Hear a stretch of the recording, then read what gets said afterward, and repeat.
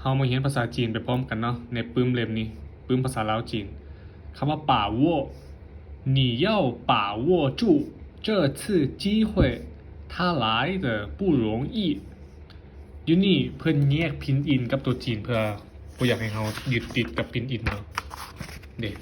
你要把握住这次机会它来的不容易เจ้าจะต้องอย่างคำว่าป่าวัวเพิ่นขีดกองอยู่นี่นะเห็นบอกตูบี้เพิ่นเลี้ยงปึ้มเล่มนี้เพิ่นเลี้ยงตามนี่ตูบี้คว้าเนาะเห็นบอกคว้าโอกาสคำว่าจู้อาจจะเป็นแบบคำว่าคว้าให้มันอยู่นะป่าวัวจู้คำว่าเย้านี่ว่าต้องคว้าเจอแปลว่านี้ชื่อแปลว่าครั้งในครั้งนี้นี่เขาจะต้องคว้าอย่างจีห้วยภาษาจีนเนาะ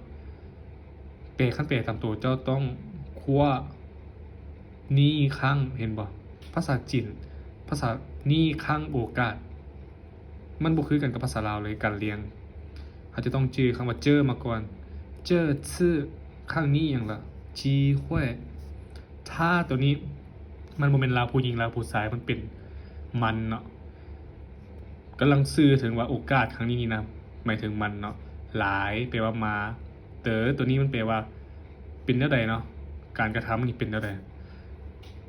มันนี่ได้มาเป็นเท่าใดได้มาโบง่ายเขาจึงบอกเลยว่าต้องป่าวฉะนั้นคำว่าโอกาสนี่มันเป็นนามธรรมเนาะโอกาสนี่มันจับบ่ได้มันแตะต้องบ่ได้บอกซึ่งสามารถใช้ทั้งสิ่งที่เป็นรูปธรรมและนามธรรมฉะนั้นอยู่ในนี้คำว่าโอกาสมันแปลว่าสิ่งที่แนมบ่เห็นก็เป็นคำนามซื่อๆนามธรรมคำว่ารูปธรรมหมายความว่ามันมีรูปมันมีสามารถแต่ต้องบ่ายได้เนาะอีกครั้งหนึ่ง你要把握住这次机会它来的不容易สรุปแล้วป่าวปึ้มเล่มนี้เนาะใครสนใจบอกได้มีขายเด้อ